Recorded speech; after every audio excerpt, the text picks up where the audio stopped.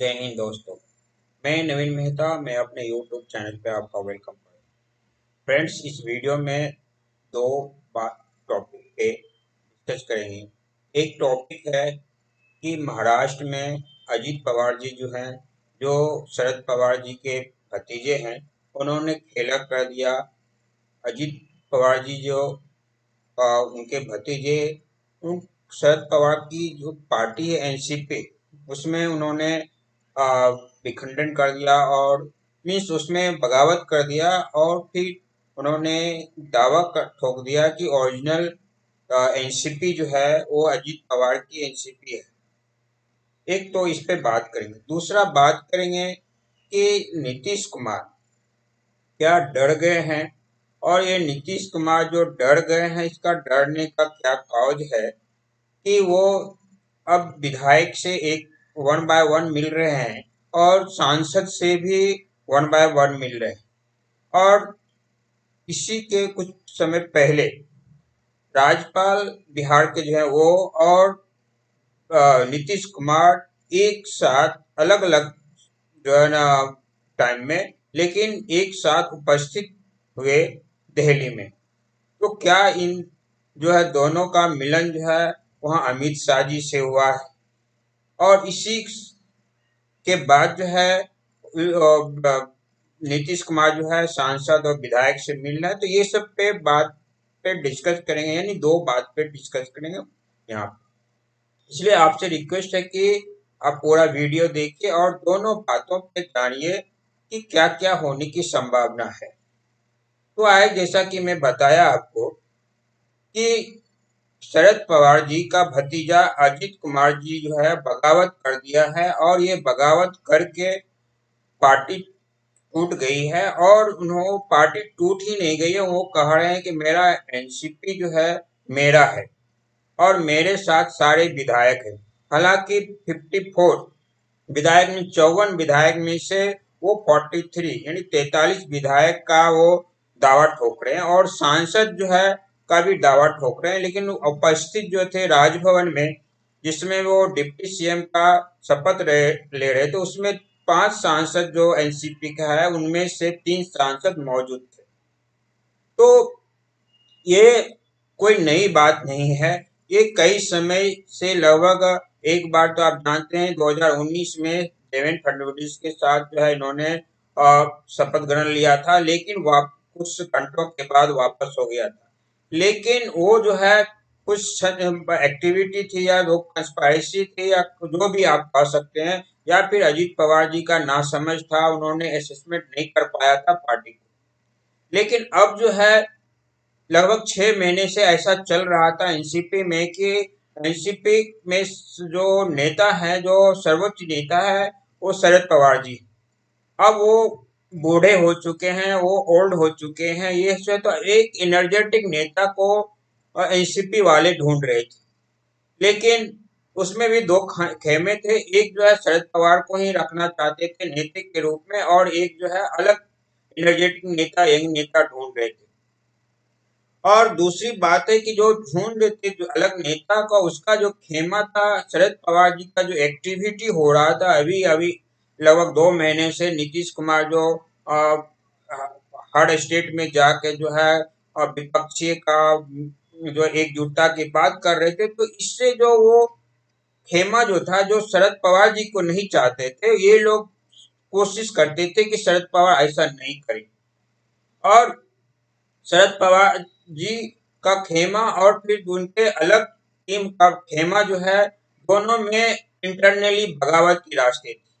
अजीत पवार जी का जो खेमा था, वो चाहती थी लगभग 1 ईयर से कि वो एनसीपी जो भी पार्टी है वो एनडीए को, यानी मोदी जी के सरकार को केंद्र में भी और स्टेट में भी जो है वो समर्थन करे। लेकिन ऐसा नहीं हो पा रहा था। उसी का नतीजा अभी हुआ कि आज जो है और 2 जुलाई 2023 को, मीन्स 2 जुलाई 2023 को जो है अजीत पवार जी ने तोड़ दिया एनसीपी को, और एक अच्छे मजबूती से तोड़ा, और फिर दावा भी ठोक दिया कि ये मेरा एनसीपी पार्टी है, और ये मैं जो भी उसका चुनाव चिन्ह है उस पे हम इलेक्शन लड़ेंगे या एनसीपी लड़ेगी, जो मेरी एनसीपी है। अब यही देखने को है कि चाचा और भतीजा में दोनों फाइट होगा और दोनों फाइट में कौन जीतता। हालांकि एक जो इलेक्शन कमीशन है वो जो है सांसद और विधायक जो भी है उसके बेसिस नंबर्स के बेसिस पे देंगे, और जैसा कि अभी उद्धव ठाकरे जी के साथ भी हुआ। और फिर जो है वो पोजीशन में उनका एनसीपी चला जाएगा, शरद पवार जी का एनसीपी अजीत पवार जी के साथ, जैसा कि उद्धव ठाकरे जी का शिवसेना जो है वो एक नाथ शिंदे जी के साथ चला गया। अब फ्यूचर की बात है, ये कानूनी कार्रवाई की बात है, कानून लड़ाई की बात है, क्या क्या होता है आगे वो देखने को मिलेगा। अब दूसरा बात जो यहाँ पर डिस्कस करने की बात यह है कि नीतीश कुमार जी जो है ये आखिर क्या प्रॉब्लम है या कौन सा टेंशन में आ गए हैं कि नीतीश कुमार अब विधायक को वन बाय वन मिल रहे हैं और ये भी कह रहे हैं कि आप किस जो भी बातें होती है उसको आउट नहीं करेंगे। सांसद से भी मिल रहे हैं और मिलेंगे जो है, और वो वन बाय वन मिल रहे हैं, सभी से बात कर रहे हैं।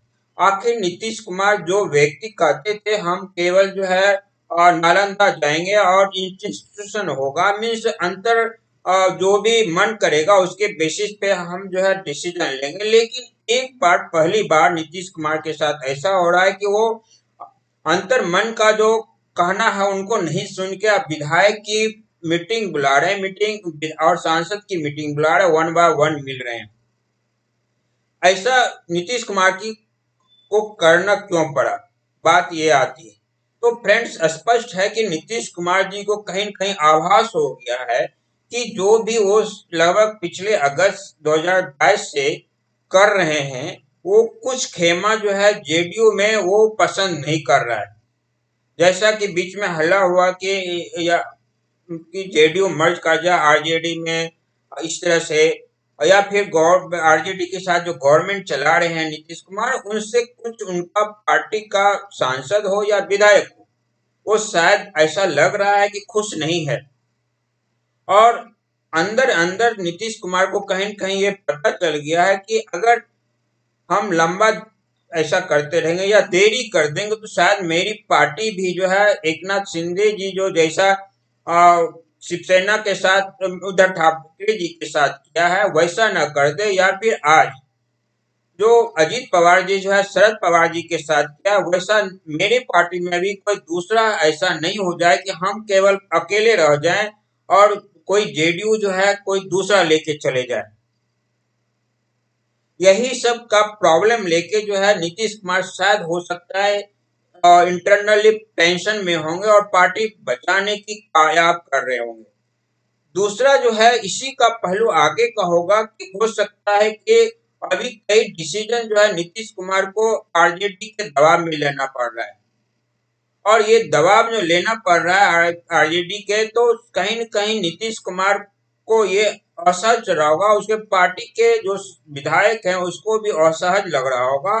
तो शायद हो सकता है कि ये नीतीश कुमार फिर से एक बार पलटी मारने वाले हों, क्योंकि जैसा कि मैं आपको पता है कि नीतीश कुमार जो है और बीजेपी के जो सांसद हैं सुशील मोदी जी, इनका कुछ न कुछ बात हुई होगी, और ये दोनों जो है राज्यपाल को अलग अलग समय में मिले हैं। फिर ये मिलने के बाद जो है राज्यपाल और नीतीश कुमार अलग अलग समय में एक ही टाइम में जो है वो आप कह सकते हैं अलग अलग समय व्यवस्था से निकले हैं दिल्ली के लिए, लेकिन एक फ्लाइट में नहीं गए, अलग अलग फ्लाइट में दिल्ली के लिए निकले हैं, लेकिन एक ही समय में वो दिल्ली पहुंचे। तो एक राज्यपाल का और एक मुख्यमंत्री का दिल्ली जाना अलग अलग फ्लाइट व्यवस्था से एक ही समय में, कहीं ये इंडिकेट तो नहीं कर रहा है कि ये लोग गुप्त रूप से जो है वहां पे बीजेपी के शीर्ष नेता जो हैं उनसे इन्होंने मिला है, और मिलने के बाद कुछ बातचीत हुई है, और बातचीत होने के बाद फिर ये अब वापस आने के बाद अलग अलग विधायक से बात कर रहे हैं, अलग अलग जो है सांसद से mean Singh one by one, ऐसा नहीं कि मीटिंग बुला के वन बाय वन सांसद से बात कर रहे हैं और वन बाय वन विधायक से भी बात किया, और विधायक को इंस्ट्रक्शन दिया कि किसी तरह का बात आउट नहीं हो। तो ये तो कहीं न कहीं हो सकता है कि ये सब का सिचुएशन लेके फिर नीतीश कुमार पाला बदले और ये पाला बदल के जो बीजेपी के साथ जाए, ऐसा भी हो सकता है। क्योंकि नीतीश कुमार 2022 में जो अगस्त महीने में सेपरेट हुए एनडीए से, उसके बाद जो उन्होंने राग छेड़ा और इसकी पार्टी ने छेड़ा और सहयोगी पार्टी ने राग छेड़ा कि भावी प्राइम मिनिस्टर मोदी के जगह पे जो है नीतीश कुमार होंगे। लेकिन उनका सारा जो है प्रयास असफल रहा। महागठबंधन की पार्टी जो उन्होंने बुलाया कोई नतीजा नहीं निकलते दिखा और सब अपने अपने मुद्दे पे लड़ रहे हैं। तो ये सब देख के कहीं नीतीश कुमार को आभास हो गया कि ऐसा सक्सेस नहीं है और मुझे पार्टी भी बचाना है, और जो भी बदनामी अगर हो रहा है आरजेडी के कंपल्सन के काज हमें करना पड़ रहा है, मेरी छवि खराब हो रही है, तो ज्यादा बेटर है कि कहीं मैं पाला बदल दूं। फिर से एक बार कहना ही सुनना ही पड़ेगा कि अपना आरजेडी की तरफ से कि पलटू चाचा है, लेकिन उनकी जो छवि जो है वो खराब नहीं होगी। जो पब्लिक के सामने में छवि रही है एक इनोसेंट नेता के रूप में, वो अपना बचाना चाहते होंगे या फिर पार्टी को भी बचाना चाहते होंगे, कहीं टूट न हो जाए। यही सब काज से नीतीश कुमार ने शायद ऐसा किया है। अब देखना यही है कि आगे क्या होता है, आगे क्या क्या होने वाला है। जैसे ही होगा कुछ भी चांसेस तो मैं आपको अपडेट करूंगा।